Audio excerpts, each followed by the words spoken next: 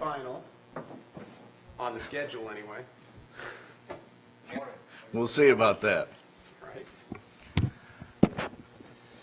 All right, I guess I wanted to start this morning by explaining the information that you have in front of you that we've left for you today.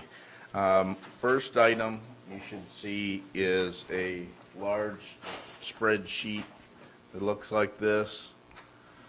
It is multiple pages and it talks about potential budget cuts. The second is a PowerPoint presentation of some information I have for you today, which I'm sure you'll, while I'm talking, read ahead of me. And then the last two sheets are sheets that Councilman Shuttleworth asked me for, but I misread what he had requested. So these sheets are updated sheets on beach maintenance and the total general fund after any changes that I've made to the budget since our last meeting. So I guess for me, the best place that I'd like to start is talking about the potential budget cuts and explain what that spreadsheet shows to you. And then if you have questions, we can go over that and we can roll into the presentation if you're interested. Yeah, sounds good. Okay. First and foremost on that potential budget sheet is broken up between the general fund and the enterprise fund. You have the department that it's under, a description of the item that we're suggesting, what the potential cut amount would be, the type of service reduction or the type of reduction. On page 3, if you'll flip to page 3, you'll see a brief explanation of what I mean by each one of the types of reduction. So for instance, staff support means the cost of supporting the staff in some form or fashion, which could include training, office equipment, general staff expenses, other things of that nature. A revised budget means that since the last time we met, we have gone back out and got additional information and have been able to revise the budget down. So we're offering up those savings right off the bat. Capital is naturally any capital that we have that was listed out in our capital plan. So if you look through these, you'll see each one of them has a specific type of reduction, and then there's a priority 1, 2, and 3. Priority ones I have already factored into the budget, so the information we'll talk about today and the current data that you'll see in the PowerPoint presentation already contains the priority 1 cuts. The priority 2 cuts are things that staff would recommend if we need to go deeper. And then priority 3 would be if we have to go deeper yet, those types of cuts and the dollar value associated to that. So what you'll see in here, and I'm asking for how you'd like to handle this, we could go through each one of these.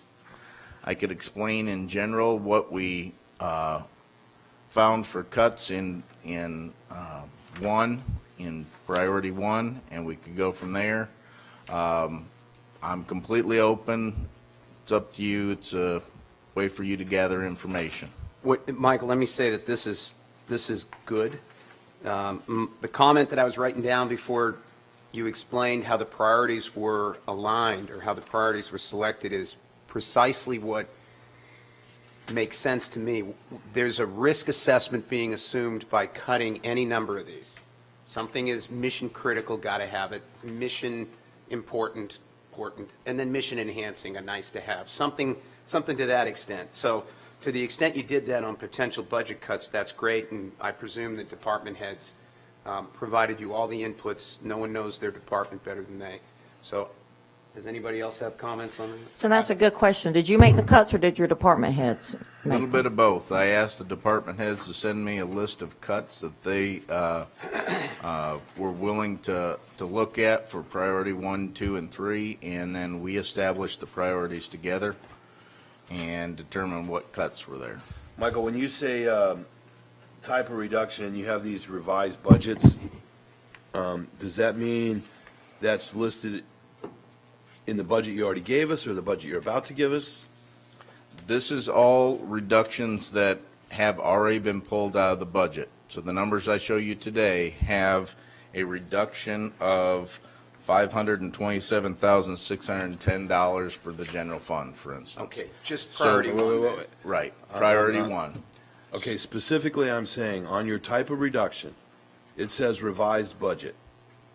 Okay? Like I go to executive, you got revised budget, revised budget, revised budget. Okay? And then you've got some under beach maintenance. And Yes. then you have some under fleet maintenance. Are those dollars, when you say you've reflected, I'll give you an example. The original dollar value in the executive budget for computers was $206,000 and some change.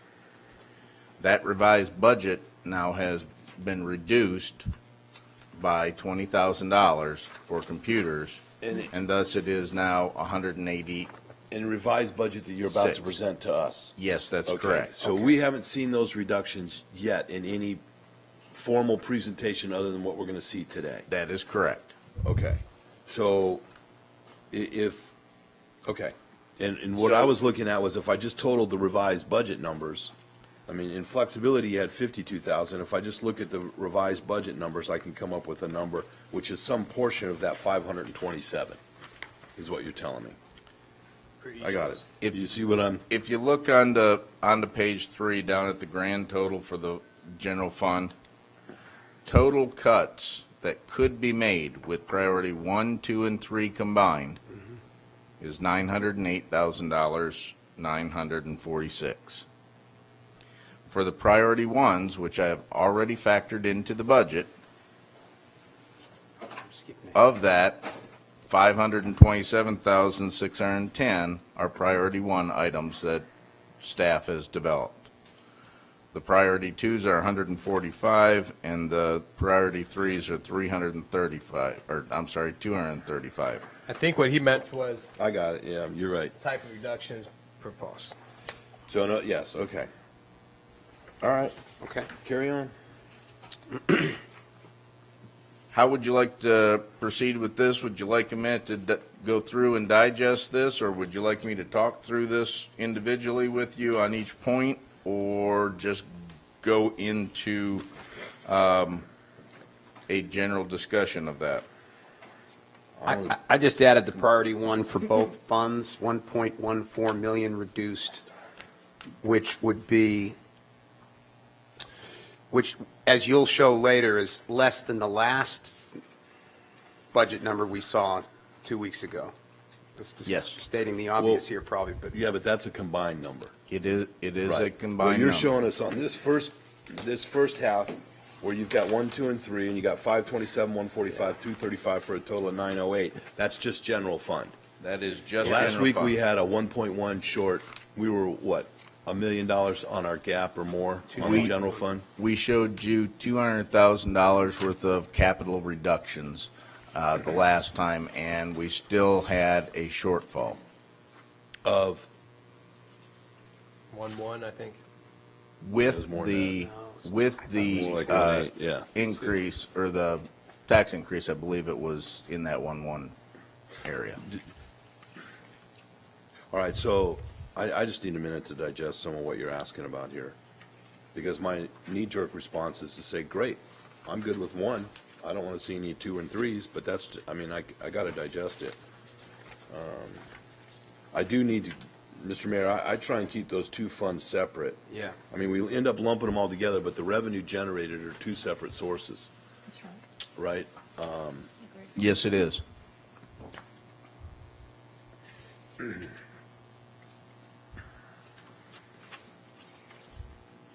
This is your revised. Presentation, yes, ma'am. And it is just an overview.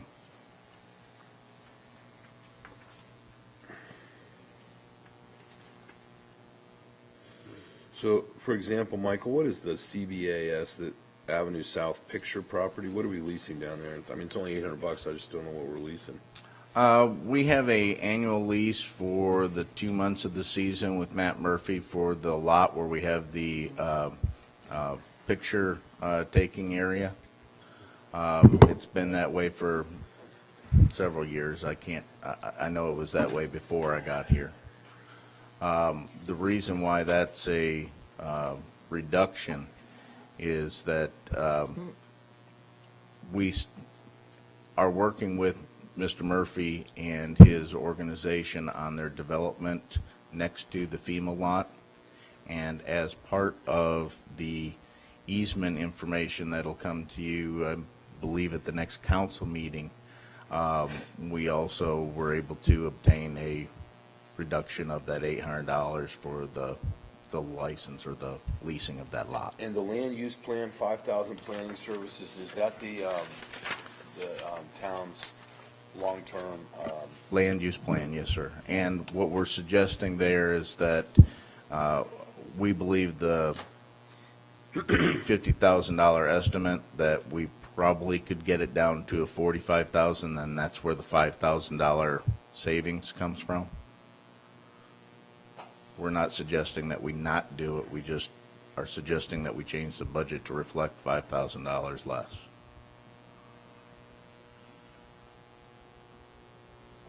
Naturally, if we did the land use plan, or when we do the land use plan, council would be the one making the decision on the vendor and the cost.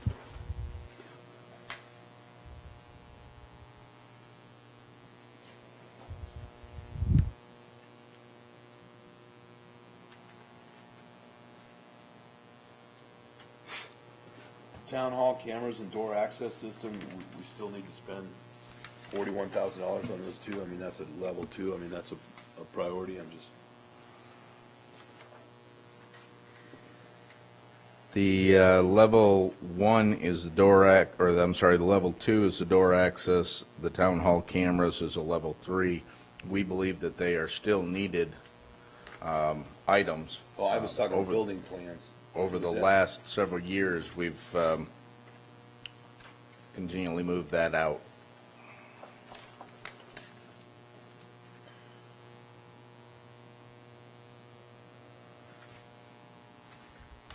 What do you mean? They're cameras that we show our meetings on, or cameras you watch the property?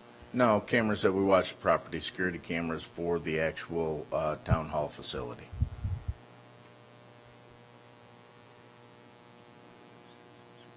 And the door accesses are similar to the door access that Oh, so you wanted to put more? we wanted to change the system to a system where you could go and watch the doors and make sure that only certain people had access and you could track those. Right now, we have no tracking mechanism whatsoever.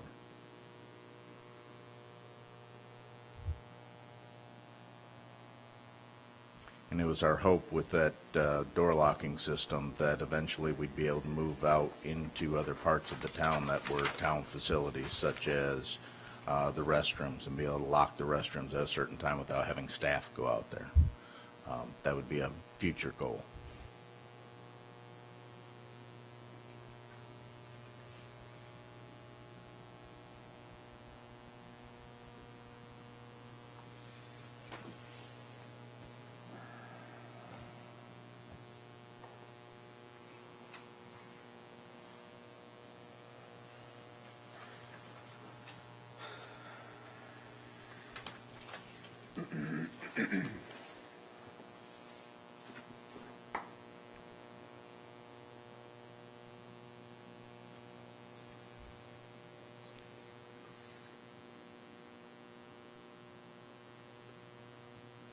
I guess for me, I'm looking at this, and the breakdown are things that I didn't even know was in the budget, to be honest with you, because we saw such an overview. So this is much more detailed than that.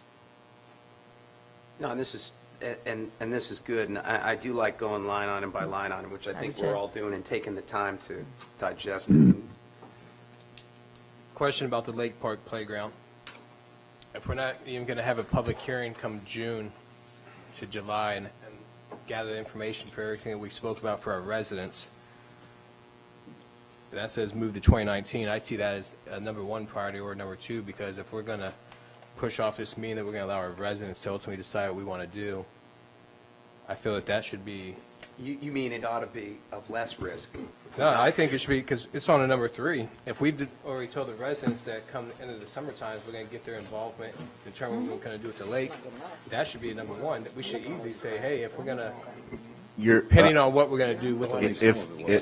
If I can explain, it's a little bit reversed when you do cuts, or at least the way that I look at cuts is priority one is the first that would be cut. Yeah. 2 and 3, the farthest out one would be 3. So at this point, we have it listed out there as a 3, which means we're not recommending that we cut it at this time, that we continue to move forward with the project. But if We move. council wanted to go to 2s and 3s, then that would need to move 1 year out. Yeah, but That's the intent of going through the. I got that point. My thing is that if we leave that 70 grand in the budget, and come August when we speak with our residents and we determine that we are going to finish that lake, and that 70 grand wasn't needed in the budget, then correct? If we're talking about the Lake Park Playground, playground yep. itself, If we continue to dredge that lake, if we continue to We're not dredge gonna that build a lake, park. it will most likely move off to the end of that project. But could it be done in this next fiscal year? Yes, it still could be. You would go through the process of having the public input on what kind of playground and so on and so forth, have it prepared so that when you get done with the dredging of the lake, the remaining dredging of the lake, then you'd have something tangible that you can start implementing. so what I was getting at is then that necessarily might not even need to be in the budget, depending on what we do with the lake. Correct? Yeah, it could be. You could take that out. It's like and- borderlines is 50-50 because we don't know what we're going to do. And that's part of what you'll see in some of the items that we put out there is, depending on what the public says, you may end up moving that to next year anyways.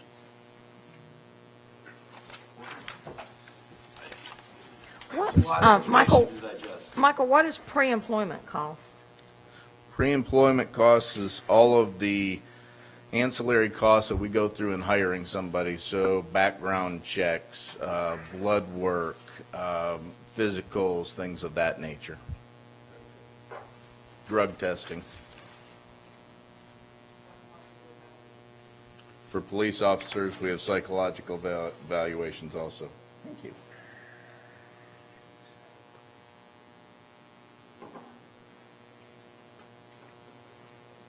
I think you said this already, but just for the, to be redundant, the 15 million in the general fund, the now presented budget, general fund only 15 point, yeah, just over 15 million, incorporates the priority one, in other words, the lesser risk cuts of 527,000. Yes, it does. Okay.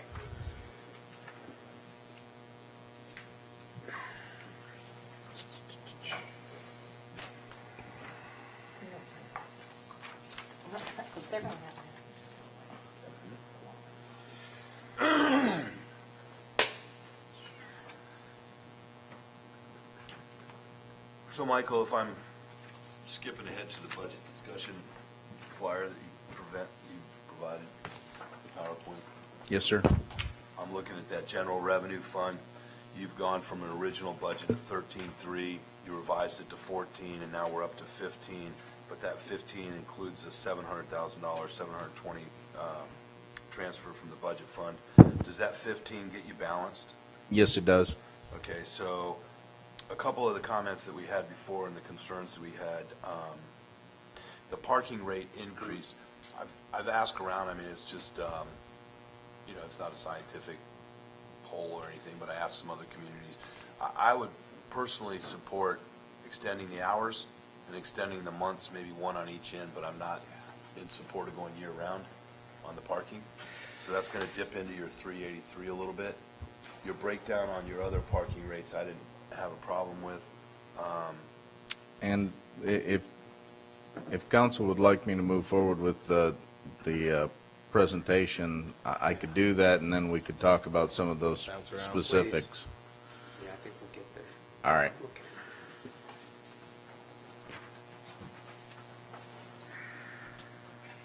All right, jumping right into the general fund revenue. As Councilman Shuttleworth mentioned, the budget revenue projections were initially $13 million, 13.3. So- Yes, sir. Just so I make sure I understand your process there, the original 13.3 was the true cash coming in the door.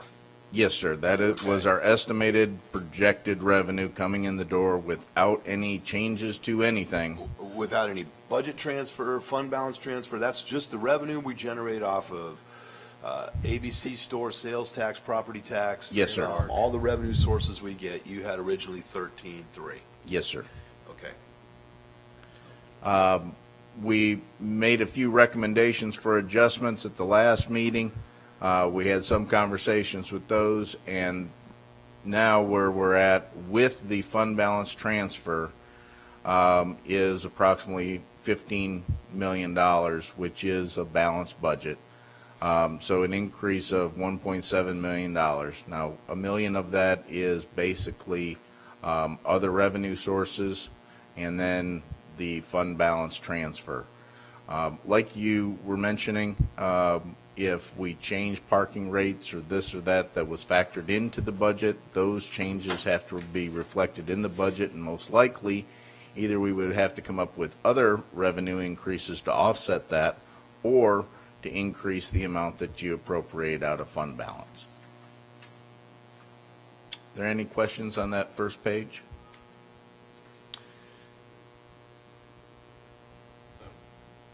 Questions? No.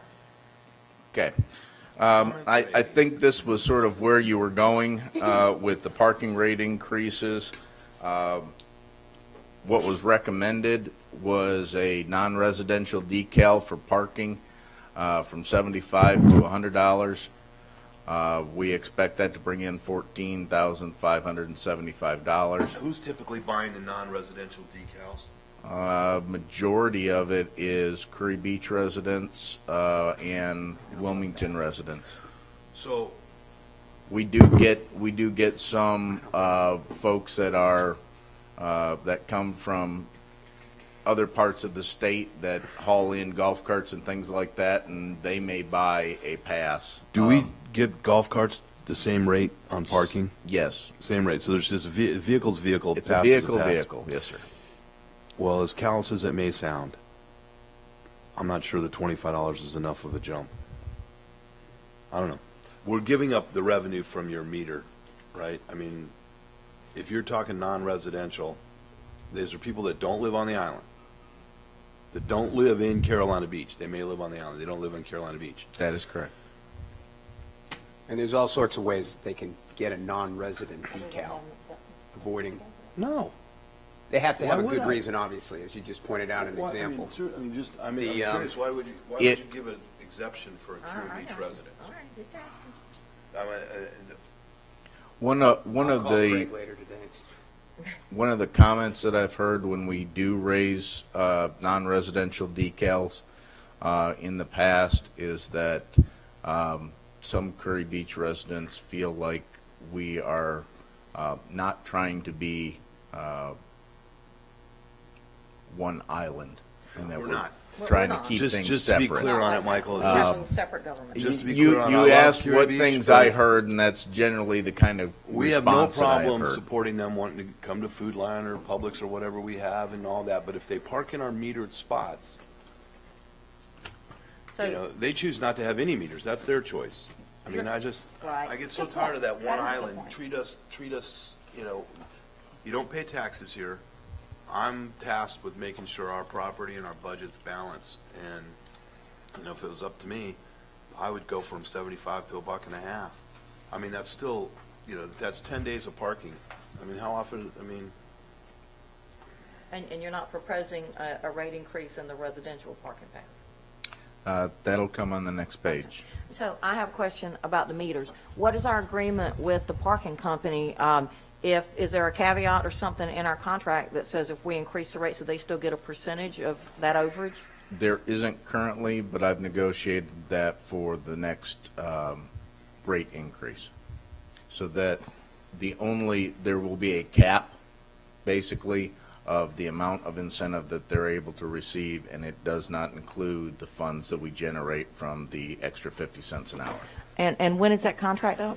December. And end of the year. Are we sending that out for RFP? Yes. I mean, at $150, you're talking 60 hours at $2.50 an hour. I mean, am I saying, I mean, that's 10 60 days worth hours of over a parking. year. I like where Steve's coming from at and $10 for residents as opposed to 20. Well, I'd even shoot the golf cart thing up. Where is that? These were the parking rate increases that you see here before you were the ones that we had talked about at the last meeting. And it also includes the additional increase in hours from 7 p.m. to 10 p.m., making it so that there's $383,000 worth of increased revenue there. So you're telling me, I mean, based on those residential rate increases, we get $14,000 by going up $25. That means there's 583 people that are non-residents that are taking advantage of our parking. I mean, Vehicle residents, yes. And Vehicles, what's there's that? another, 150, you go to 28,000, 29,000. You pick up, I mean, that's your, do you know if Wrightsville does something similar, non-residential decals or? No, they don't do it at all. They do weekly. They do $75 for a weekly pass. you can get a weekly pass. That's Where? at Not- Wrightsville. But Yeah, you can't get a non-resident. We ain't Wrightsville. We're not obviously, Wrightsville. and I don't mean to say We- thankfully, but if I did, I might. I didn't. Right. That's good Their for them. tax They- rate's they- 12. Just to let you know. I'd love to see that drop. And there's a reason. There is a reason. off of more valuation, yes, sir. No, they have almost the same valuation. Well, they have a little more. Anyway, we digress. So here, these were the items that we had suggested when we talked about at the last meeting, including the 7 to 10 p.m. change. Now, you had asked last time, well, could we change it to March and change it to November and add a month here and add a month there? Certainly we could. At that point, I'm sort of throwing darts. It's a guessing game on what revenue you're really going to bring in during that time. I could possibly that. see another $30,000 maybe. Okay. I know. Something like that, Michael, because I heard a lot of what Steve does, and Joe Dan and Leanne may have as well. Year-round parking, year-round parking was not very popular. And Business owners principally, you know. thank you. And that's where I was going to ask the question. My expectation is that business owners would be against that because we've always sold the seasonal parking as just that, a way to gain people here on the off-season. And that's why we don't do year-round parking. I would say April through September. That would be my thoughts, just based on what I know about occupancy. Currently, we're going April through October. Instead of 8 a.m. And then till 7, but we should probably. Currently, we're going Well, April 10 through p.m. and then October, 7 so a.m. you're already I'd going push it up longer early. than Miss I'm fine with Leanne. that. We're already going longer than that. We're going April to October, so October's fine. that's, I mean, But- we're October 1st, right? No, I believe it's 31st? October 31st. But longer at night. Yes, what this would suggest is that we would be able to charge from 7 to 10 p.m. at night. What that would gain you is, I'm guessing, somewhere in the realm of $5,000 a month of additional revenue. Now, that's sort of a stab in the dark because we don't know how many people are actually coming and using the parking spaces, all of our parking spaces, during any particular event, Thursday night fireworks. So that's sort of a guesstimate of what we believe we can bring in. Is your 258,000 for the hourly rate? Does that include the daily rate as well? Is that aggregate? That includes the daily rate, and it includes both lots and meters. Okay, that was what I thought. But Yes, sir. And the only one that I haven't even tried to take a stab at is what we would get for penalty rate changes. So, That's Michael, really not a if- revenue If we generator. didn't support the year-round, you'd drop that 383 by 75,000, and if we get support to do the non-residential higher than 100, you might go up a little bit. We're talking Yes, sir. 300 and some $1,000 increase in parking revenue. Yes, sir. if we go to 150, that gets 22 and change for non-residential decals, and then the year, yeah. And if you'd like, we can move on to the next Yeah. page, which kind of shows you some other possibilities Yeah. that I did not factor into the budget, but that could be considered. As I mentioned, residential golf carts are also $75 right now. If we wanted to go up at the same rate and make them the same as a vehicle where we are now, that would get you a little bit more revenue. Residential decals, if you went from $10 to $20, it would bring you in approximately $62,000. Residential golf carts, keeping that same theme, is only $5,800. You see the difference in the annual pass, early bird special, daily pass, and camping associated to Freeman Park. That was something that was mentioned at the last meeting to show you what those numbers would look like. Now, all these numbers could change just depending on how much you want to raise them by. I took a conservative stab at how we've raised rates in the past and what I believe would keep people coming to the island, yet be a revenue generator. So you could mix and match many of these things to get the additional $75,000 if you want to take the year-round parking out, which it sounds like, just in general, That's that's what I'm hearing.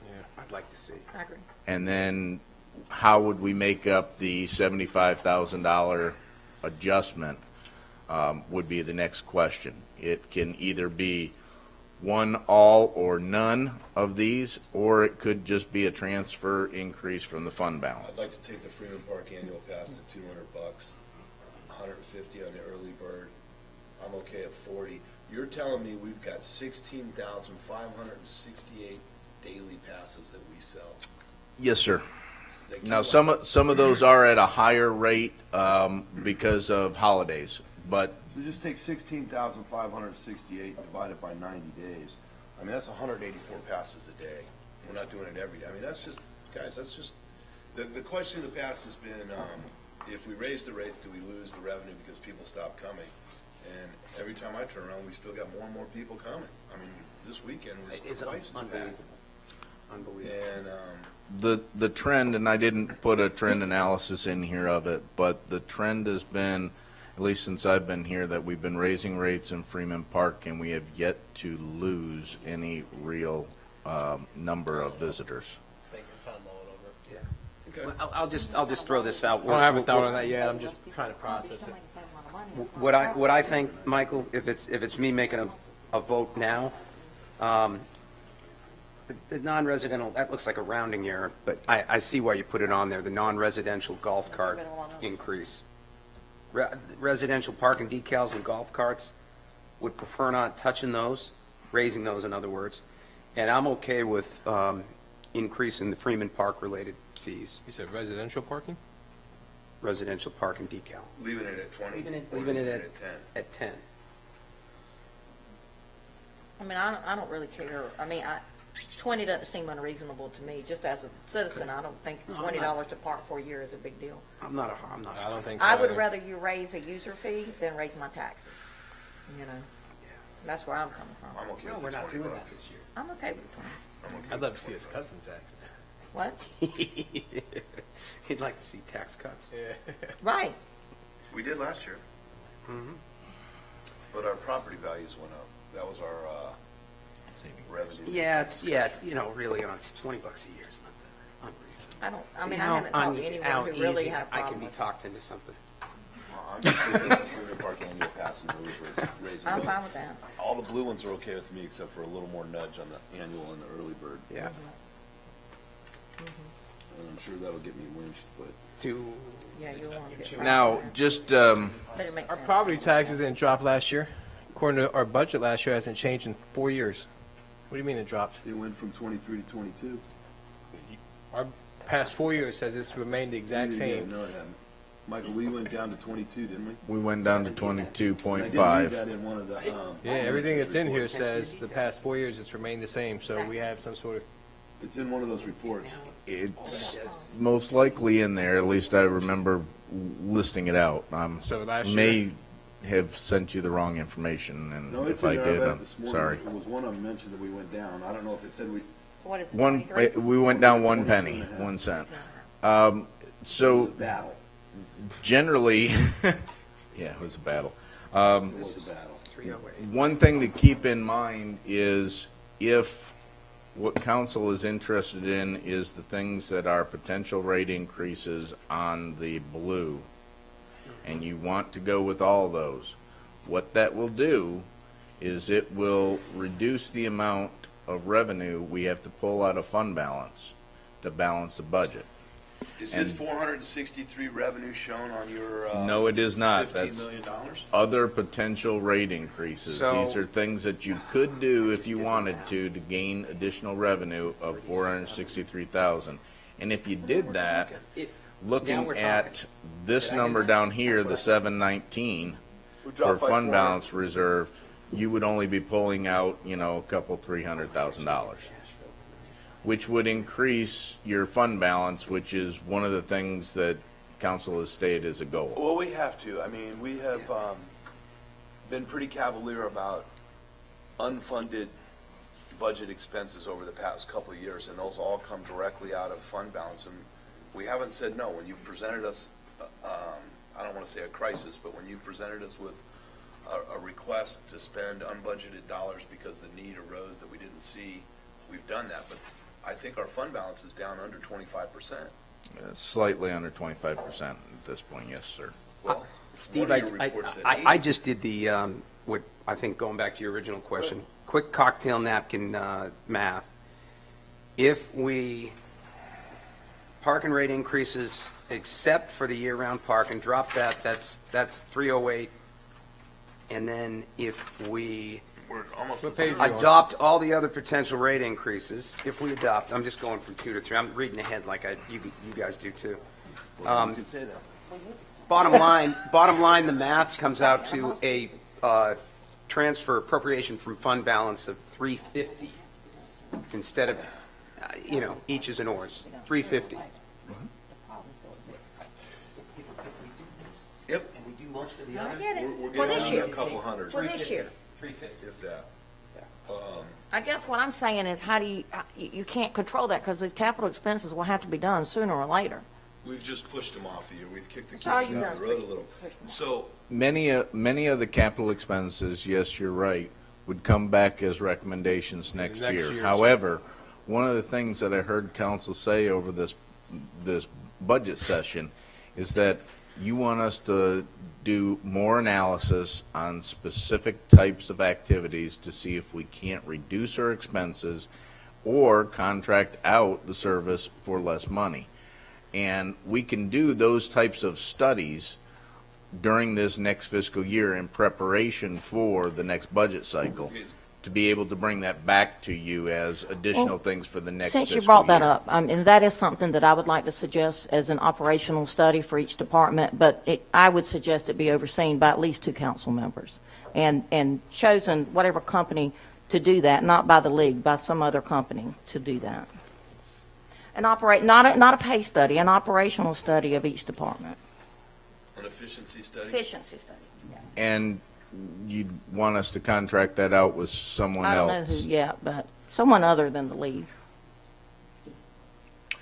I wouldn't say no, but keep in mind that would mean whatever the cost of that study would be, we would need to add that to the budget for this year.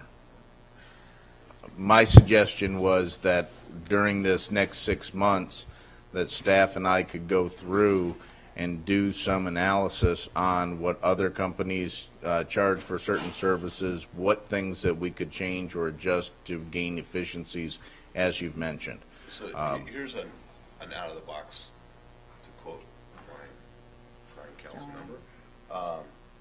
Have we ever looked at incentives to staff to help the town save money in a shared revenue?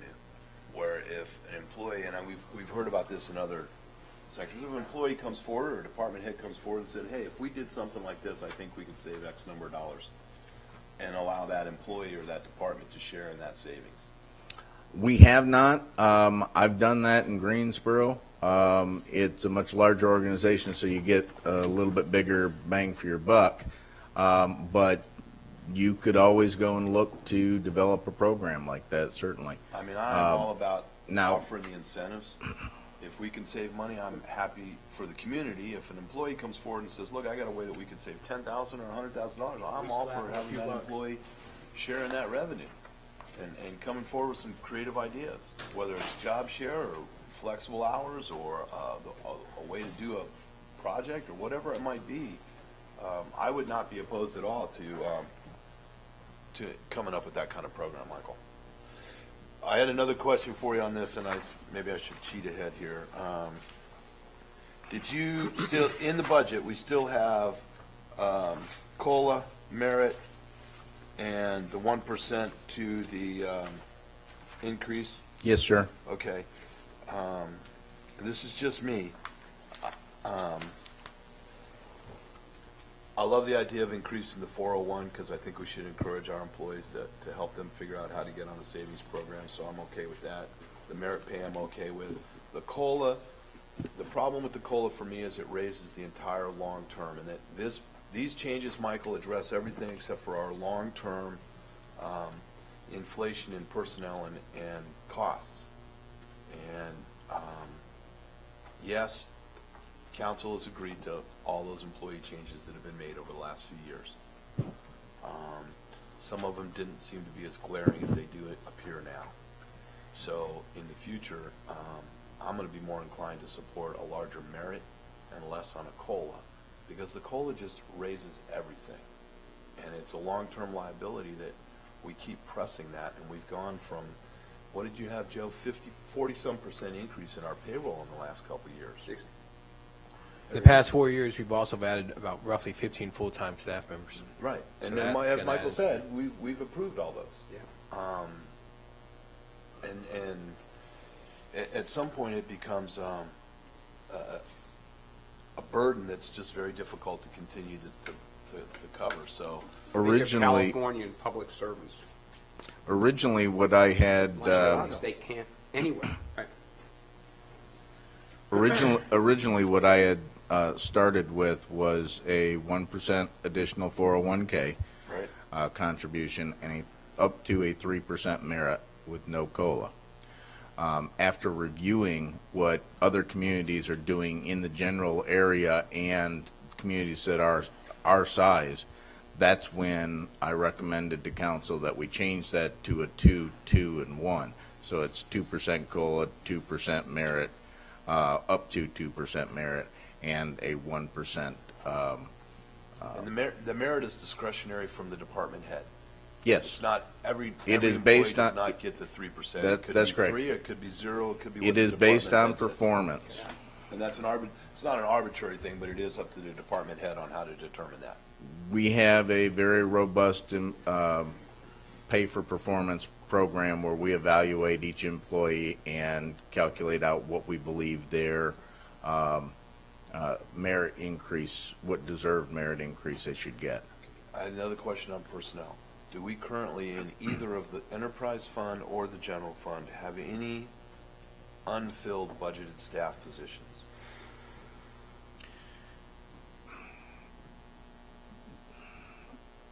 I do not believe so at this point. By tomorrow, it could change. And I say that because we know of a few employees who will be leaving our employment in the next couple of months. So there will be some vacancies that come forward. Most of those are in the police department. Which we had a few funded but unfilled positions until just recently. We did, yes, and, I mean, and when that, when the chief gave us his budget org chart, had 2 or 3 spots on there that were, and that was because we were in the process of hiring people. At this point, we've hired people. We have a belief that we will have some that'll come up as vacancies soon. In the in the 18-19 budget, are there funded unfilled positions right now? Okay. So That's, which ones were filled, do you know? Most of the officer 1s and 2s, because we I'm attempt kind of to. talking about outside the police department. All staff, town employees.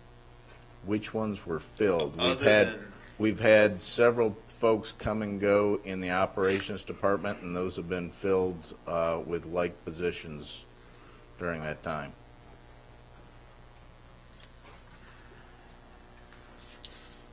okay. So my thoughts on the COLA, and this is me, my own views, is that, I remember correct, in the budget, we're budgeting roughly 83 to 85,000 that's going to be spent on COLA this year, which means if we continue that every year, that's what it's going to be, looking almost $1 million in 10 years. If we do cut COLA, past 4 years, we keep talking about focus on staff compensation. So me personally, my view is, yeah, we're looking at a 3% merit. If we're going to save that much money in 10 years, why not increase the 401k match and that merit? Let's show them, hey, first thing we want to do is, like Steve says, possibly put this new idea in that says if you can help us save money, we throw a percentage back your way. And more importantly, everything we in the past 4 years is all about, a lot of it's about employees, is that let's increase things. You increase that, happier employees are going to produce a lot more within whatever those realms are, which then, from an employment standpoint, they're going to work harder to try to save that percentage for us because A, they're getting a cut, and B, we're attacking aggressively on the pay rate. And if you look at that COLA, what we're saving long term, we increase it to 4%. If they hit that 4% or whatever not, we're still long term going to save a lot of money by getting their empowerment and their buy-in on that. That's my view. yeah, I would be more inclined to go at a 3% merit and go back to Michael's original. I mean, I understand the COLA, I get that, but I just, I'm concerned that our pay scale, yes, with new employees and everything, but I would rather give them a 3% merit and do the 401. Up to 3, or Up to 3, up to whatever, 4, up whatever to staff, whatever it is. that's Yeah. up to staff. to Yeah, figure out. keep in mind, when I do the budgeting for the merit, I budget the maximum because there may be somebody that really needs a 4. And if the department head comes to me and says, you know what, this is a stellar employee and here are the reasons why, we may give them a 4, but knowing that there's going to be somebody down the line that will probably get a 1 or a half or whatever the case may be. So I budget for the maximum. We don't ever use a maximum. Basically, we're in the 90% range, 90 to 95, depending on the year. Well, and I'm okay with that, and I hate it that we can't do the COLA because we can't afford it. But I'll be honest with you, my opinion is I'd rather have less employees and pay them more than have more employees and not be able to pay the ones we have that are doing most of the work. That's just my philosophy. I'd rather have less and pay them more and have them stay and give them more jobs or combine positions. And that's where I'm hoping, Michael, a efficiency study and/or employee incentive program that says help us save money. I would much rather pay people more money if we can get more done with fewer. I mean, that's just If in the world of council, automation out there, I've got to think we've got some ways we can continue to get automated. if council will trust the department heads and myself, I think that we can do that. Michael, it's not about trust. We're here at this budget right now trying to find $1.8 million. The trust was already there. I'm in full support of an efficiency study. I don't think there's anything wrong with having someone come in from the outside and look at it. I have no idea what that would cost at this point. I'm sure we can find out. I do know that it wouldn't cost us anything for our staff to do it. I'm sorry? I know it wouldn't cost us anything for our staff to do it. I have no problem with staff taking a look at it. I mean, I'm just telling you, long-term, I think, and Leanne had brought it up to me, and I thought, well, that's interesting, it's always good to look at, to review and see where we could make improvements. And honestly, I have Subbing no out somewhere? problem with that. It's just if we're trying to look for ways to cut and ways to increase revenue, adding on a study that honestly, I don't know what the cost would be, that would be an add-on item. I don't know if I'd get very good information back in the next month or so on what it would cost for an efficiency study for all departments, with 10 departments. I guess it depends on what they would save us versus what it costs. Usually, the types of responses that you get are for a program or a department, not usually the entire town, but we could try it. I have no problem with that. Yep. I like precisely what Joe Dan said. It makes good sense. It doesn't shoulder a burden on future councils. Because that just, as we were talking back here, think of Chicago or California. It's unsustainable after a period of time. So, and the merit pay is very tangible at the moment. And it rewards specific, and of course, department heads know. I mean, that's a great way to ensure a competitive workforce, right? Me personally, with the merit pay, an increase is what I'd say, and that's me. It's 3%.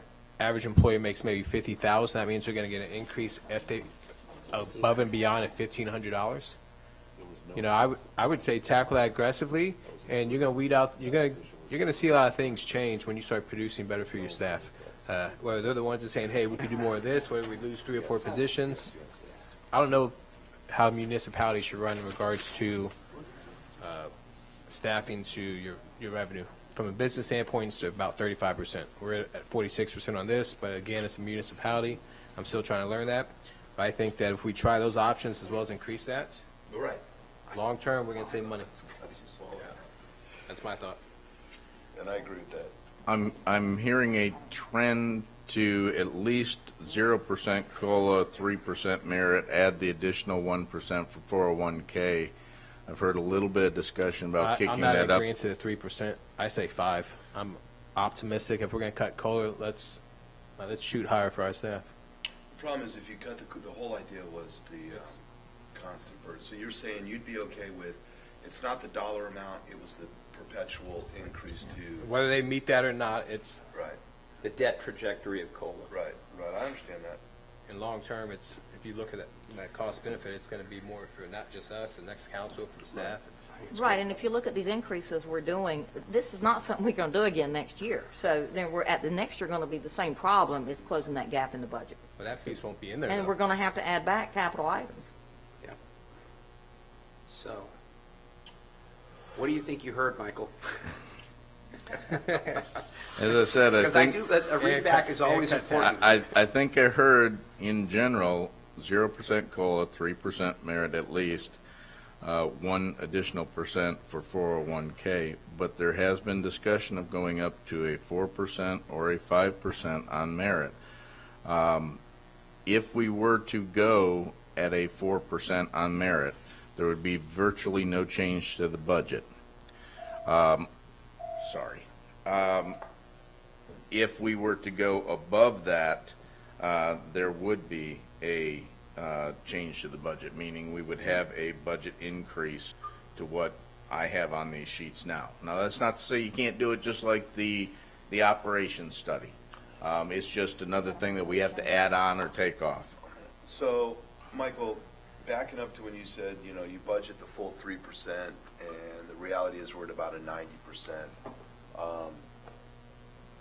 So we're not really grading on a curve, right? If we're at 90% of the 3. And we do it individually, understand. each employee on the merits of what they do and how they do it. Rather than, okay, that's fair, I just need to understand. Like, Yes, sir. I could live with taking the merit up a little bit more. I don't have a what? problem with that. And what about the other potential rates that we were chatting about? I guess we haven't. The other rates, I told you where I was at on that. I'm okay with all the rates on Michael's potential rates, except for I'd like to take Freeman Park up to $200 and the early bird to $1.50. Those are significant revenue increases. in the early bird, is there a way that we can still affect it to where residents have it cheaper? Or is there something in there that says we can't, that it has to be? There is, public trust there is on it. no legal way for us to go and identify resident only. Versus, okay. However, the way that we do it Is the early bird. is legal, which is you have to come purchase it on the island in a set period of time, which gets you, the early birds usually are 4,500 out of the 7,000 passes, 6,000 passes. So you get 3/4 of the people in December buying passes for half the price. Michael, can we just make sure that they actually physically appear to do that, and we're just not phoning in a pass? Oh, yeah, there's no way to phone it in, and we don't have it online at that time. I just want to make sure, I mean, We've clamped down on a lot of that, and Hardcore. I'm hardcore. going to an you automated whisper. system made it much easier. Yeah, I remember asking you that question specifically when I was running, Feel like it. and, yeah. So if There you go. if I can repeat what I believe I heard for the rates, Shuttleworth the- suggested. is there an interest in going up on the non-residential decals higher than the $25? You mean 20, right? For golf carts? Higher than the 20 For the on golf the carts? excuse me, I'm sorry. On this page here, we had some discussion about the non-residential decals for a vehicle going from 75 to 100. She likes her Curie Beach buddies. She doesn't want to feel the calls from Curie Beach, the one island, one love. I'm personally at $150, but if the rest of you guys want to just. I like it where, I like the 100, because Let's- I like the let's- 150. you do. I do. It's, if you do the math for that, it really comes down to 60 hours worth of pain. Right.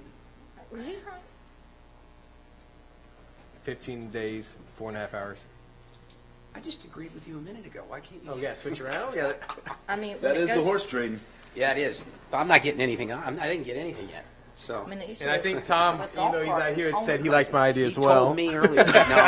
No, because he likes being. He texted me. He's It's in my phone, so. about to lose it. These are Hey, non-residential decals. Just to recap what you said earlier, it is, we drop COLA, we do the other merit pay. Not really the golf carts are on the next. Oh, yeah. Go up to 4% on the 4%, merit. okay. Additional 1% On the for matching. matching for the 401k. And the intent is that we do that each year until we get up to the average amount, which is typically about 5% match. Let's shoot for 10. And that then represents, dropping COLA and increasing the others, represents a wash, roughly. Virtually no budget Okay. change. Break on their I- golf carts.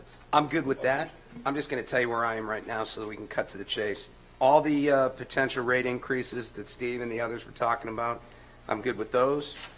The only one man, that's sucks because I Nah. don't like us raising stuff on our residents. On Which the one? Which one didn't you like, Jody? Which one, Jody? Well, the early bird special, I understand that because so many people come over the bridge to get that, so they get that benefit as well. I just don't like having that specifically affecting our residents. If I can get you a little bit more information, I can get you what we did last year and how many were Carolina Actual Beach residents. residents compared to Curry Beach or Wilmington and so forth. I passed that information out probably before you came on to the council. And that'll give you an indication. Usually, early bird special is 500 or so that are local residents, So 10%. maybe a little bit more. than 10. So it's not a huge amount. Okay. But I can definitely get you that. If All you the go- others I'm cool with. You're cool with? So what's the non-residential decals? Is it going to be 100 or 150? What did you say? 225.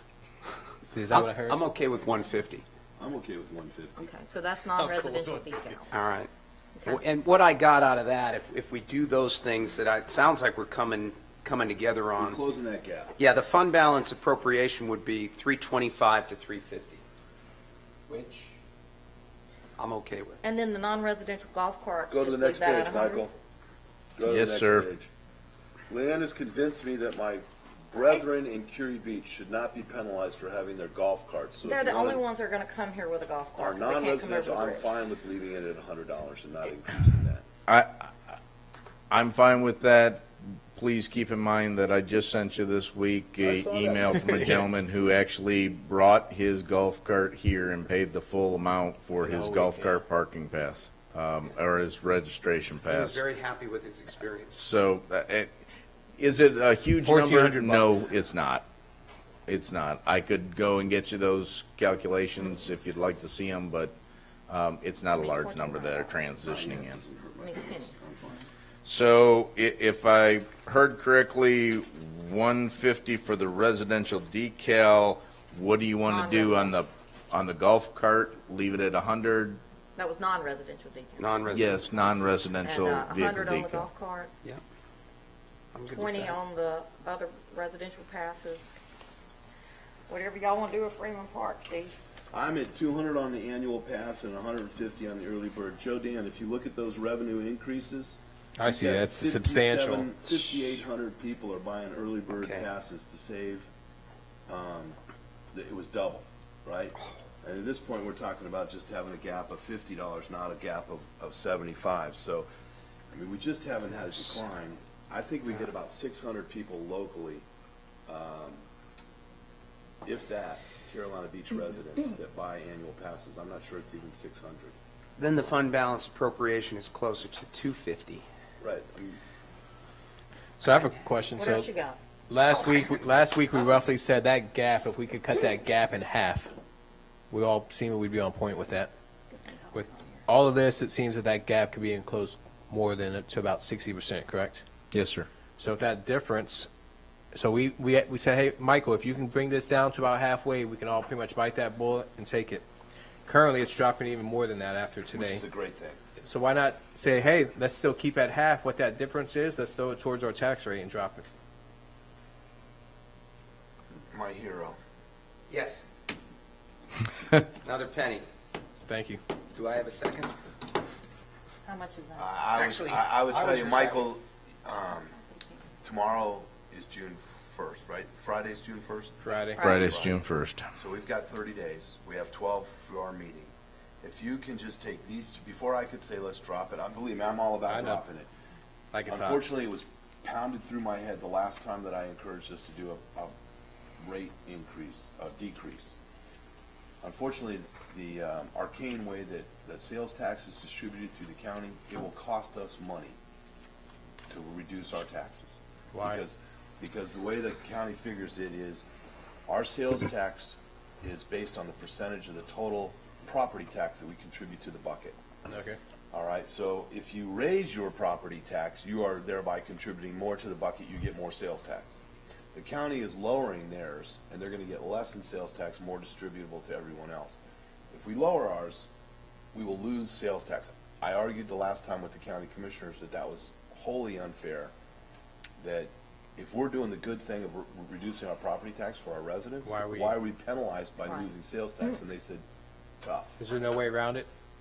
No, there's two ways you can distribute sales tax in North Carolina. One is ad valorem, and the other is per capita.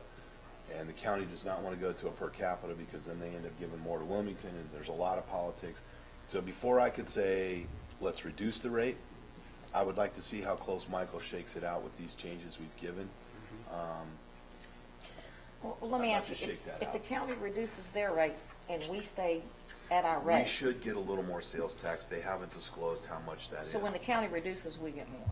Correct, and when Curie goes up, they're gonna get more.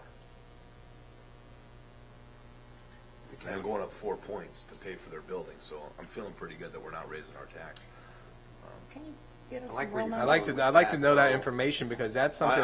What I'm gonna ask It's- Michael then, I would say is, Michael, based on the changes we're giving him this morning, can he come back and say, guys, based on that, you've taken the gap down to 250, 350, 295, whatever it is, and if it's low enough and everyone's in agreement that we could take more, Well, and I want to ask Debbie to give us some real numbers on what that looks like, based on if we stay where we're at or what we got last year, if we reduce or Are- what those real, are based you- on what you think the county's going to do. Okay, that was my question, is you want us to give you what we believe the county and the Yeah.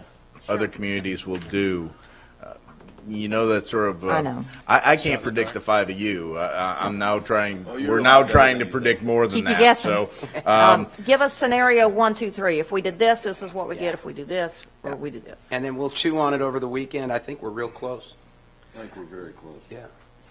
all right. This is good. Thank you. Ken- This is encouraging. Can I There was never a doubt in my mind. can I That's what I move? told the guy on the radio today. Thank God. Yes, you can, Mike. Can I move on to the enterprise fund? Because this is an area that there are some suggested changes that are different from what you saw the last time. During our conversations, we started out at revenue coming in at 7.8. I believe with this budget, we will be adding approximately $1.7 million to that revenue. Some of that revenue is an appropriation from fund balance of about $500,000 Well, you had 700 in the, from fund balance. from Okay. fund balance. But we had projected that anyway No, to do, is that increased over what we had originally? We had originally, when we did the bonds, Michael, we talked about having to take something out of fund balance every year to make up. and part of the reason why the rate increase goes up each year like we had planned was to make it so we would have less and less of a fund balance draw. So yes, this continues that trend of less and less fund balance draw. So to give you an idea, right now, if we go up the projected 11.5% increase on water, sewer, and stormwater in order to make our debt obligations, it'll bring in an additional $711,000. The change that I talked to you about in trying to utilize the AWWA meter equivalency factor, and that was making sure that we equaled our percentage greater for going from a 5/8 meter to a 1-inch meter to a 1.5-inch meter, gets you about $16,000, but I think where it takes you is gets you a more valid approach to how you do your funding for increases or rates. You had asked about tiered water and sewer rates, similar to Curry Beach, and I'll show you that in just a second. I do have a factor in there for that. We will be doing a new system development fee, but we expect that there will be virtually no change. We actually expect that we may end up losing a little bit of money or revenue from that. And then other revenue coming in due to growth. These are projections that we've looked at and said, okay, if we continue to build at the rate that we're building permit fees will bring in X. So that gets you to that $9.4 million worth of revenue. Question for you on that. Yes, sir. Back to the screen. Yes, sir. Water, sewer, stormwater increased 11.5%. Yes, How sir. many years is that going to take place for? When we went out for the bonds, the plan was to do 11.5% for the first 3 years and 5% for the last 2 years. We did the 11.5% the first year. We did 10% the last year, this current year, sorry, 11.5% for the next year, and then the 2 5s. One of the things that Debbie and I are struggling with at this point is how close to our debt margin are we? When we went out for the bonds, we had a factor that you're supposed to be 1.4 to 1.2 debt ratio. Meaning that we're bringing in 1.2 times the revenue of what our payment is? Yes, and that is a obligation by the rate covenants On all debt. on On these our bonds. revenue debt, Okay. our revenue bond debt. So right now, we're feeling a little bit uncomfortable because we're probably squeaking very close to that 1.2. And the reason for that is because we didn't utilize the full 11.5% increase this current year. So let me just understand, just so I understand those numbers, Michael. You're saying we have a bond payment of X, whatever that bond payment is, and we have to bring in water and sewer revenue that is 1.2 times that X. Yes, sir.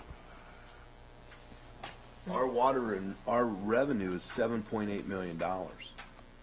And that's not just water and sewer and stormwater rates, that's other development rates included in that. System development.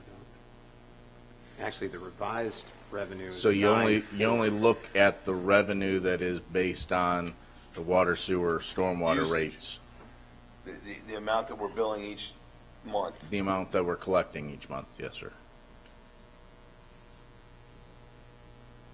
And you're telling me that our revenue coming in from water and sewer is barely above 1.2 on our bond payment? That's where we believe we will end up at the end of the year. But that is an item that makes us uncomfortable. That does not necessarily mean that it will negatively impact the next fiscal year. Part of what we have to look at with this is how much funds are being spent for this current year and what that debt to expense ratio is. So I only bring that up to say I would not encourage us to try and reduce that 11.5% this year. I think it will get us into trouble in the next year with that debt ratio. In the last 3 years, have you said it's 5%? The last 2 years are 5%. It's 11.5 for 3 years, 2 5s at the fourth and fifth year. And that was the expectation when we went out for the bonds. And we're in year 3. We are going into year 3, yes, sir. Going. Okay, any other questions regarding that? I may have just confused the heck out No, of but thanks. Shuttleworth, I'm sorry. No, you didn't confuse the heck out of me. I'm just really having a hard time believing that our water and sewer and stormwater fees coming in are that tight to our bond payment when we have $9 million of revised revenue, even if you started with the 7. I mean, the majority of our revenue coming in for utilities is water and sewer and stormwater monthly billing. We're not making that. I mean, we get some money in the development fees, new system development fees, and our other revenue. Other revenue due to economic growth is what, Michael? In the utility fund, what would that be? More water usage? No, things like water and sewer connection fees, the system development fees, miscellaneous charges that we may have if we have somebody that tampers with the meter, things of that nature. I mean, if you're telling me an 11.5% increase brings us $711,000 in additional revenue, that means we're bringing in multiple millions of dollars in revenue, and that's where I'm not confused. I'm just stumped on those numbers. So, Well, and as I said, this is a cautionary tale. This is us looking at the last 10 months. We have 2 months left before we collect everything we need to. So, do you know what that bond payment is? Just out of curiosity. no, sir, I don't, not off the top of my head. Me either. Okay. The 702, what are we basing that off of? Historical data from the previous year that we've gained that from? Yes, basically, we're taking the previous years and extrapolating out what we think we will end up going to if we continue on that same trend. So, Michael, the water tiered rates and the sewer tiered rates, those are usage increase. I mean, when we do the tiered, we're going to get that because of usage. yes, that's correct. And, So and you're if talking you- about raising the usage cost by $1 million, 135 twice and 700. Okay, yes, $1 million sir. bucks. Yes. Now, if you want, I can go into that tiered aspect, and we can talk a little bit about that. One of the things that council asked me to look at was going to a more tiered system on our water usage rates to encourage more conservation and also to charge individuals for the water that they're using during the summer. Basically, what we looked at is we looked at every 1,000 gallons of usage up to about 10,000 gallons. And after that, it was every 5,000 gallons.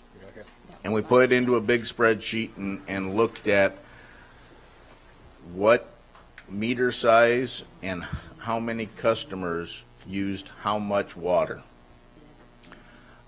Basically, what we came up with is something similar to what Curry Beach does. Curry Beach has a range where they go, the first 2,500 gallons is included in their base rate. In our case, the base rate is based off of 3,000 gallons included in the base rate, and then every 1,000 gallons after that, we charge $5.33. Curry Beach, on the other hand, they go to 100 gallons after the 2,500. Now, you may say, what difference does that make? In general, you're talking about 10 units for every 1,000, right, at 100 units. It's just a factor of how much the charge is. Curry Beach currently, and I'll see, I think I left that in there. Yes. Curry Beach currently has a tiered system where they have 3 tiers. They're proposing the 3rd tier, the over 12,000 tier. So for every 100 gallons above the 2,500 gallons, they get charged an extra 45 cents per gallon, or per 100 gallons, excuse me, for water, and 58 cents per 100 gallons for sewer. Their rates go up with the more usage that you have, and that is 67 and 87, and then they're now going to a 3rd tier, which is 12,000 gallons or more, and that's at $1 and $1.30. Looking at our scale, and I'm sorry, let's see if looking at our scale and how our customers shake out. Basically, we have the bulk, some 2,900 of our residents that are in that 3,000 gallon area. So if we do nothing and don't change that rate, it won't impact them any more than the increase of 11.5% that we have factored in. The 2nd tier would be 3,001 to 6,000, and then 6,000 to 12 or 10, and then 10 and above.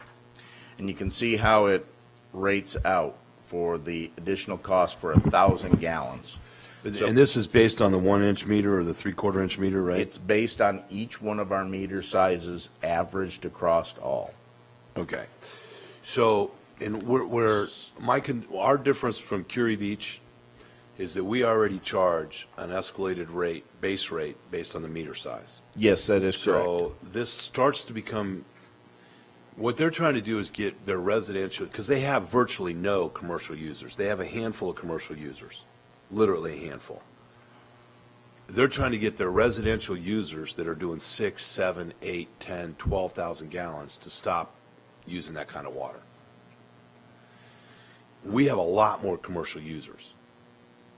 And when we start jacking up the 6 to 10,000 gallons and the 10,000 gallons over, that's going to be the hotels and the restaurants. It isn't, we just don't have that many residential users. I'm just not sure this is the right fix for us. And all I'm doing is I mean, presenting you the information I that like you asked for, and Gallon size or? Well, we have, What are you if thinking? you remember last week, we talked about a 3/4 inch, a 1 inch, a 1.5, a 2, and a 3 inch, and we have a base rate that goes up. So they get their first 3,000 gallons higher there's the rates right there. right there. Right? So you got a 3-inch person, their first 3,000 gallons costs them $173 versus 18. That's your commercial users. Now, I don't know how we stagger that above that on the 3. There may be a fix there, but I just don't want to be punitive to our commercial users because they're not using an abnormal amount. They're a high user to begin with. Yeah. And what I would suggest is that, yes, you could make this decision to go to a tiered rate and in the fashion that I've laid it out. And that, yes, it would bring in that additional $270,000 of revenue for the utility. The concern I have is when we presented the revenue bonds, we suggested 3 different courses. One is fix the base rate, go up the 11.5% each year and so forth, change to a equivalency factor that is equal to the AWWA, which we're doing in this budget, and then go to volumetric data, meaning anything that you use over a certain amount, you pay gallon for gallon. Now, that aspect then changes how you completely work all of these calculations. That would be something where I would suggest we go back to Wildan, who did our rate analysis study and so forth, and say, okay, we've stepped up this way over the past 3 years. Now, let's see what this next step would get us. And with the idea of them coming back with recommendations and comparisons against other communities that are like us. I still believe that this is a good model to go on. You could go off of tiers, or you could go off of sheer volume and not have the tiers. Either way, you're getting at the same thing, but it's not something you would do today. Yeah, I see what you get, Steve. I know what you mean. I mean, a business owner, All of a sudden, it's gonna be shook. right, I mean, and then they're not using any more water. I mean, I guess it's, what are we trying to generate revenue, or are we trying to reduce usage? Well, you're doing both with a rate structured in a tier like that. But be honest with you, for the commercial businesses and the large multifamily or residential complexes, it's more of a rate revenue generator than it is a discouragement, because those individuals are probably still going to use the same amount of water generally. Right, and I can tell you, in my business, for instance, there's no way I can control what a person does when they get in that room, whether they take 10 showers or one. There's really nothing I can do. You know, I can conserve on towels and washing, laundry, but I can't control the guest, and neither can most commercial properties. Or retail properties that are rentals, you get 10 people in there and each one of them take a shower a day, that's 10 showers compared to, our normal rate that may be only one and it's 4 people. So, yes, you're absolutely correct. And I'm so- not trying to back away from the idea. I just wanted to make sure that you had the information to see where it could go and what you could look like if you were interested in that. If that is not your interest, what would need to change is back on this sheet here, instead of 484, that pull from fund balance would be closer to 700. And now, Almost this 800,000. revenue does not include any of the proposed changes that you've given us on this large printout. Is that right? The The revenue, revenue changes Right. for enterprise fund are just the ones that I've listed out here. right, so on this spreadsheet, there was But it does- 611,000. It does show the reductions for the priority ones. So this is just revenue. Right. If I move forward to expenditures, it's a balanced budget, and where you end up And coming up with this is. number on here does reflect the 611? Yes. So you're saying that anything we do on your revenue side is going to go straight out of fund balance? Yes, sir. Here's my concern on the 11.5. In checking real quick with Debbie, our capital payment last year on the bond was just shy of $2 million, and it's going to go up maybe $20,000 or $30,000 this year. It's not going up $711,000. If you take the 11.5%, 0.5% increases, taking it back to 10 is about $90,000. Before I would like to see what our revenue is that's applicable to the bond payment. In other words, if you're telling me you're bringing $9 million in the door, but it's not all weighted, last year we were at 136%. We have a minimum of 120. They like to see 120 debt coverage, 140 is, optimal. We were at 136. We were pretty strong. Michael, if we're getting other revenue from economic growth of 702, I got to imagine our revenue from our water and sewer is going up too, because we got more people using more water. That 11.5% was a battle all the time. We were swallowing hard to keep increasing utilities above 10% a year. So I'm still stuck at that 10. That 11.5 is a big jump.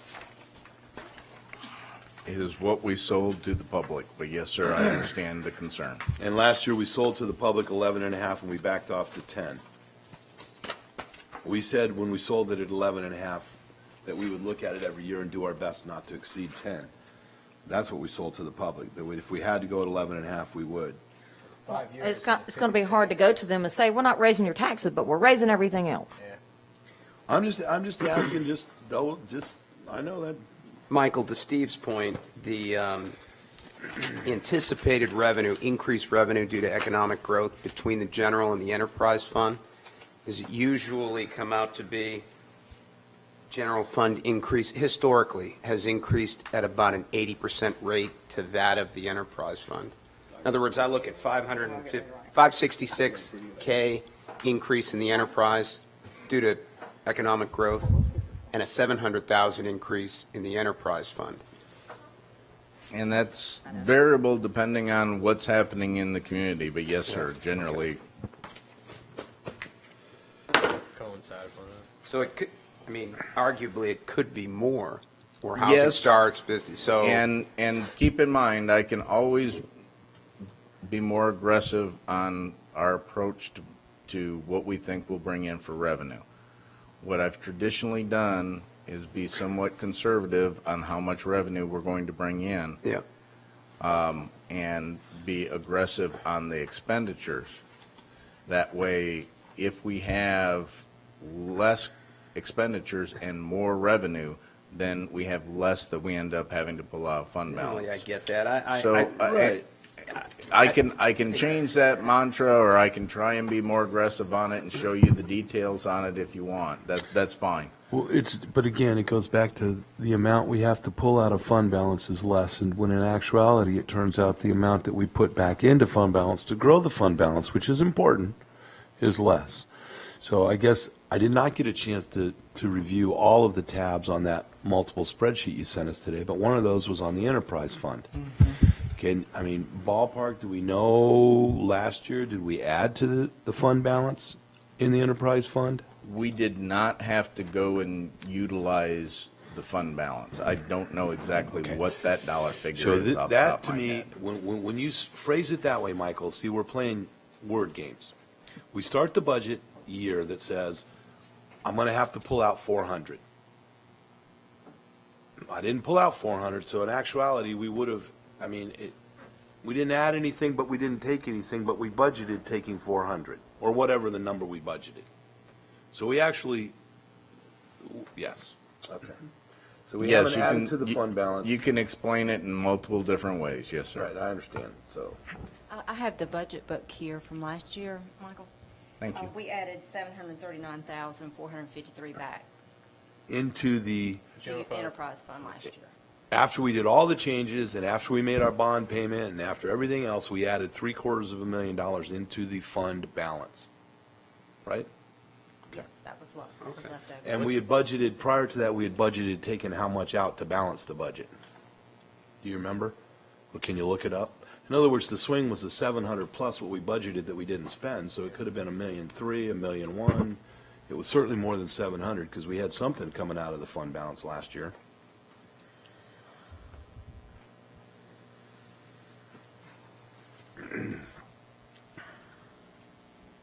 I don't have that number with me. I'm sorry. Okay, and that's fine, but you understand the point? Yeah.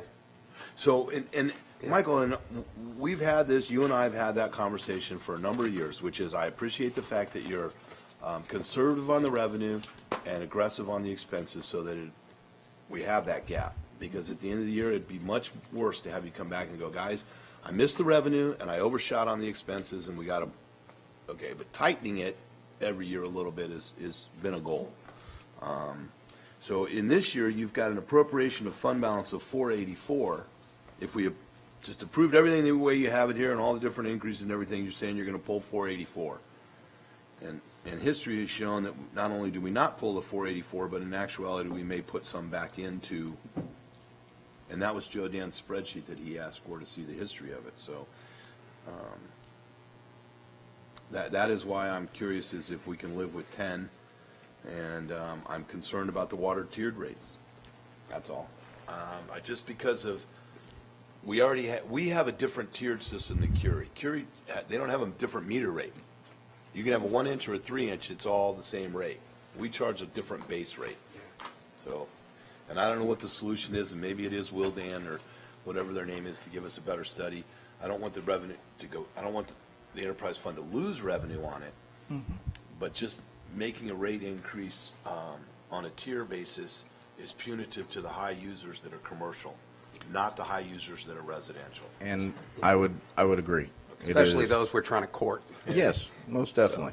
I think it was 600,000. 600,000 according to my notes Was what? is what we said we were going to transfer last year. From the enterprise fund or from, From well, see, fund there's two balance. transfers that happen. We transfer money from the enterprise fund to the general, not the fund, from the enterprise department. We charge them $600,000 to the general budget for overhead, furniture, fixtures, and equipment for a percentage of Michael's time and Gil's time and everyone 600 else's from the time. enterprise fund. What's that? 600 from the enterprise fund. Right, that was the budget transfer. What we're looking for is how much were we gonna, what did we budget to close the enterprise fund gap last year? What I can do is What those- I've that sent difference you. Different numbers. I've sent you a spreadsheet that is a comparison since 2012. I will go back, I can add in and change all the general fund numbers and anything that we've talked about here today and make sure that it's accurate to what we have talked about. And I can resubmit that to you so you can see where we've pulled money, how much we budgeted to pull, and how much we've actually used or put back in. And you can see that trend. And yes, I can always go a little bit more lean forward, so to speak, on the revenue. And that may end up making it so we don't have to change what we pull out of fund balance. Or it could make it so you change the amount that you budget for the increase. Okay, so going back to the philosophical conversation that the mayor brought up a couple of weeks ago. If in the future, without a budget transfer, without a fund balance transfer, if you know your revenue is X, can we not start with a budget of X? You can always start with the budget of X.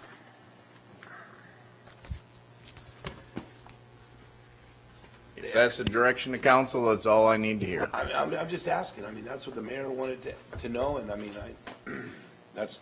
Yes, you a can always question that start Leanne from a had, budget of X. and- And basically what that means is if you have any plans for doing future merit and future 401K and things like that, the cost of that then has to come out of the operating budget or the capital budget to keep you on that same X.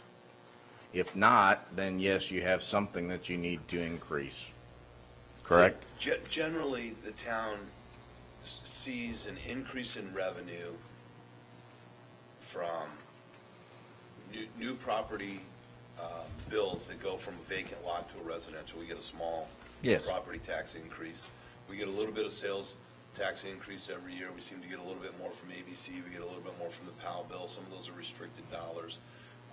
We have revenue generators like Freeman Park and parking, so you know what the revenue is. You can make a very strong stab at how much percentage growth is going to come in.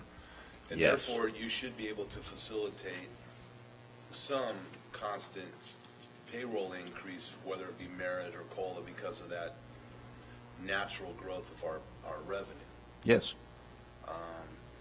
I'm not saying that any of this can't be done. You're absolutely right. It can be done that way. Does it make me uncomfortable? Yes, because I don't want to have to go back to council at the end of the fiscal year and say, sorry, my revenue projections were off, even by 0.5%, because that means money coming out of the pockets for the council. That's where I try and be very conservative in that. Now, that's just a comfort factor on my part. If y'all want to push that comfort factor, that's fine. I can do that. Yeah, It but I mean, just, we've had a discussion as council of saying, okay, if the revenue is 13.5, you need to spend no more than 13 and budget 500 going into the general fund savings account to build it back up.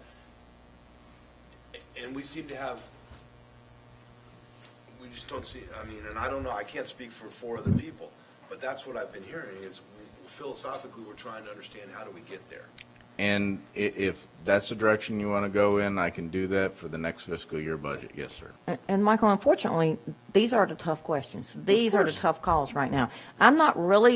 I am concerned about this year and next year, but I'm really concerned about 5 and 10 years growth down the road because I cannot see our revenue really changing that much, but I can see our expenses growing. And that's how people go broke and that's how businesses go broke. And I hear all the time people say, government's not a business, but yes, it is. I mean, it should be.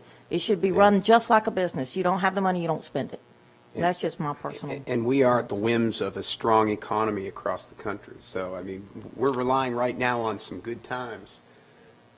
Not Yes. guaranteed, or, category, whatever, pick a number, Yes. doesn't, yeah. And you can play that on both sides, saying that that's the time that you ought to be more aggressive on your revenue, because you should be able to better project how much that is. At the same time, you don't know when that's going to end necessarily. So you could fall flat on your face a little bit harder. So Michael, But before. yes, we can do that. Before your tenure, before my tenure, one of the philosophies was we're going to pay cash as we go. So we built up this war chest in the utility department. They had about $9 million. They had 110% savings. Okay, the budget was 8. They had 9 in the bank.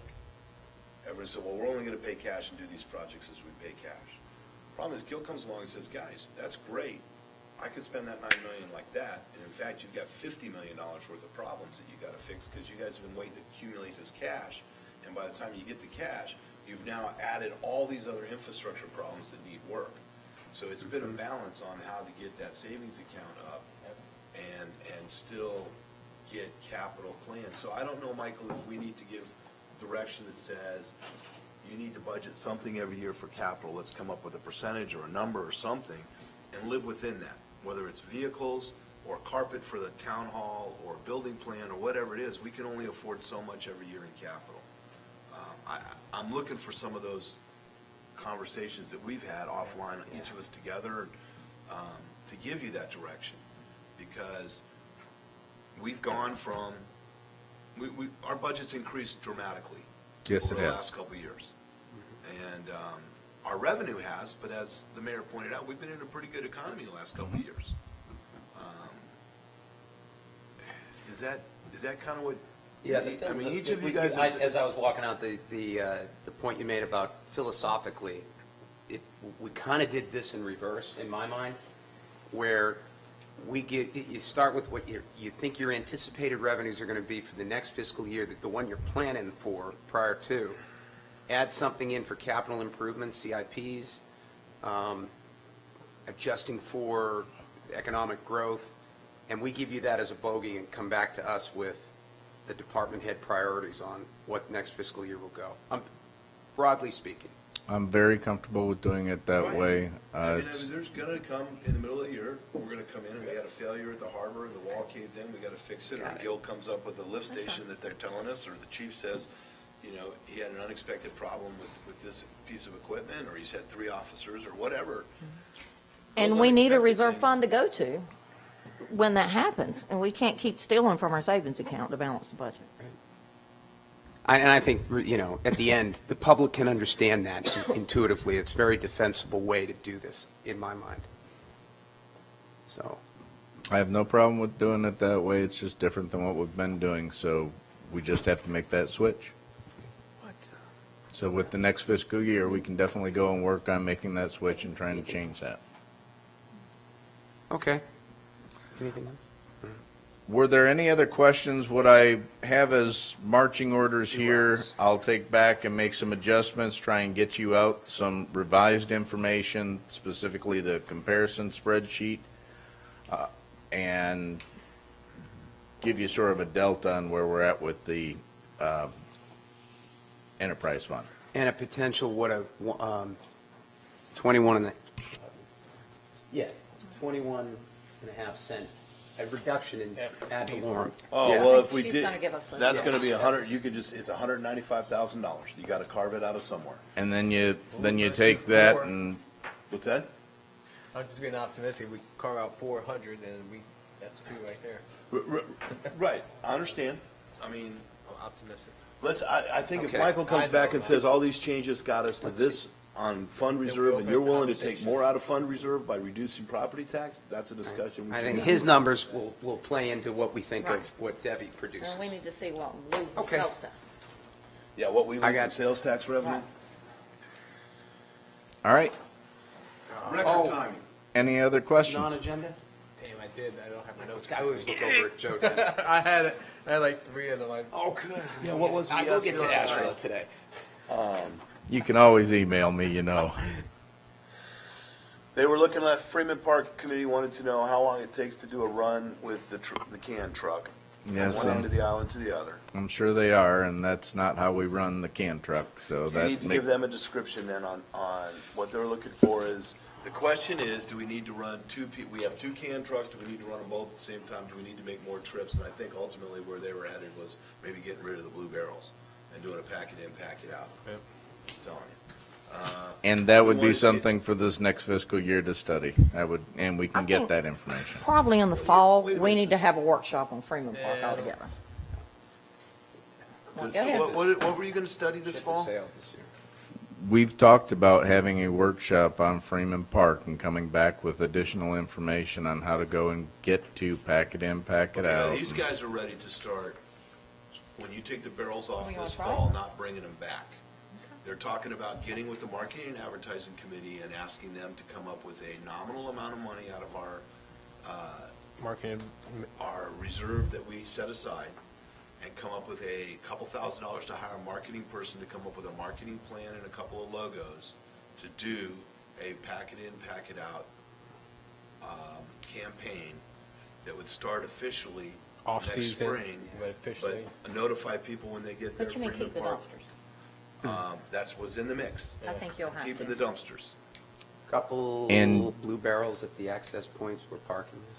They were talking No, about, completely gone. Okay. Maybe move the dumpsters closer to when you leave. The only and find a reason- way of staging it. On Freeman Park. The only reason I Sorry, say that, taking the- just Virtually, for your knowledge, and I know we're not getting into Freeman Park, but we got to have some kind of dumpster, because I do know people who live on Canal Drive that say the people coming off the park, stop and use my dumpsters. that That's was one of the exactly. things we're going to address, try to chat about. so what you're suggesting is that the Freeman Park Committee is now interested in going the way that the staff recommended 2 years ago. Yes, sir. Okay. It took them a little while, but they're there. All Now right. you got some- And And, possibly and, the and we signage. can pull together that information and bring that back to the Freeman Park Committee and They're have not meeting them, until July. They want to move it a little quicker than that, Michael. What they asked was, would the MAC committee support giving them a dollar amount out of the MAC committee's set-aside dollars, reserves that we've taken, to do a marketing campaign? Whether, is it $2,000 to That's spend your marketing? committee. Do it. Right, well, that's why they looked at me last night, and I said, I'd bring it up, and Yes. Joe Dan said, It's a good bring thing I that didn't up. show up. I didn't know there was two of you there. Just to come up with a campaign, because the idea was to be able to announce it at Early Bird. not a problem. By December, Just go to Kiln with that. before. Go to Kiln with that. Kim Hoffman. Right, well, we're gonna talk to Kim, but we have money set aside in, that we've reserved. Okay. The idea was should be something that would make us a clean beach, and advertising a I clean like beach. it. Kim should be able to get some mileage out of that in Raleigh and in Greensboro and Fayetteville. With the idea Raise of that pushing rate. it community-wide. Right, and it helped the image. So they wanted to come up with a marketing plan, and they thought they would brainstorm it, and we suggested perhaps hiring a professional for a couple $1,000s to put together a marketing plan, and then go to Kim Huffman and say, Kim, would you support these expenditures? Well, it'd be interesting to see if you remove some of those barrels now, how would people react? Would they find the dumpster? Would they look? I don't know. I It'd think be there was interesting. consensus from the Freeman Park Committee that they're concerned that if you don't leave some of those white ones at the entrance and perhaps stage some at the town lot on the north end, that would be strewn up and down Canal and causing problems with our condo owners, which we all agree. We'd be more than happy to dust off our old study and update it and talk with the Freeman Park Committee. They did not talk about alcohol. All he wanted to focus on was a pack it in, pack it out. Whose committee's that? It wasn't, we weren't That having you? a legit meeting. This was a, let's brainstorm. Let's start do this. Take the blinders off? Take the blinders on. They did good. I don't remember my non-agenda items, so I'll shoot them out, but it was enough that I didn't want to wait till our next workshop. Steve.